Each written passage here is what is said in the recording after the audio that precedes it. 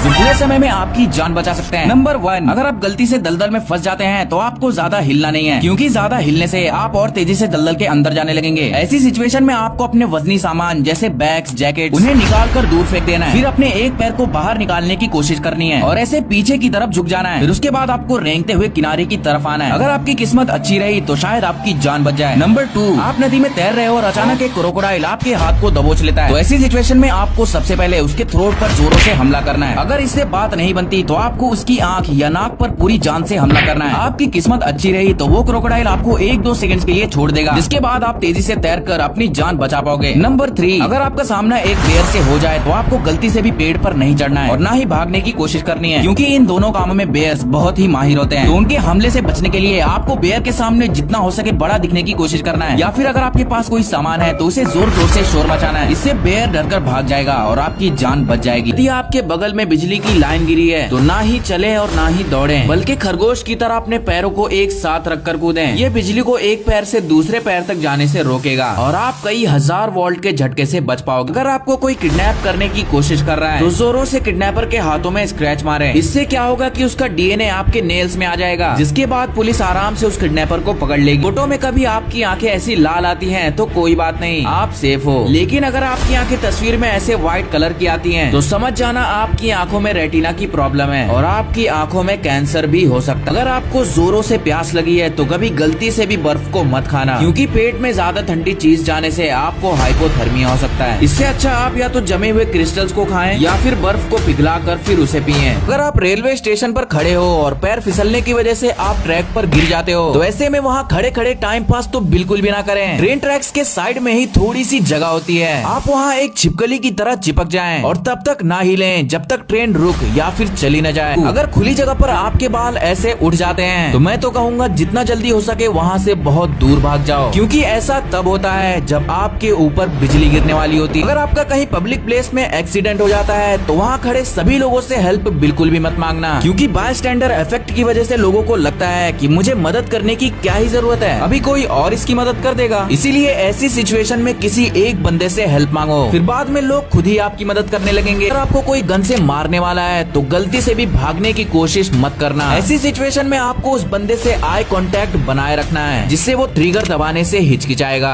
एक चाकू कितना खतरनाक हो सकता है ये बात आप अच्छी तरह जानते हैं, इसीलिए अगर कोई इंसान अचानक आपके सामने चाकू लेकर आ जाए और आपसे फोन या फिर पैसे मांगे तो दे दो, जितना जल्दी हो सके दे दो, क्योंकि वो चीज आप बाद में भी खरीद सकते हो लेकिन अपनी जान नहीं खरीद सकते। घोड़े आगे या पीछे ठीक से नहीं देख पाते, इसीलिए कभी भी घोड़े के साइड में ही खड़े रहना, उसके आगे या पीछे कभी मत खड़े रहना, क्योंकि कभी कभी घोड़े खतरा समझकर एक लात दे मारते हैं और घोड़े की एक लात मतलब मौत को छूकर टक से वापस आना। यदि आप तूफान में फंस गए हो तो किसी पेड़ के नीचे गलती से भी मत खड़े होना, ये एक बिजली के खंबे की तरह काम करते हैं, जिससे उस पेड़ पर बिजली कभी भी गिर सकती है। इससे अच्छा आप कुछ देर के लिए किसी स्टोर पर ही रुक जाए। कुत्ते की पूंछ हिलना इसका हमेशा ये मतलब नहीं होता कि वो कुत्ता अच्छा है या फिर खुश है, कभी कभी वो गुस्से के समय भी अपनी पूंछ हिलाते हैं, इसीलिए सिचुएशन के हिसाब से ही उस कुत्ते के मजे लेना, नहीं तो बेकार में इंजेक्शन लगवाने पड़ेंगे।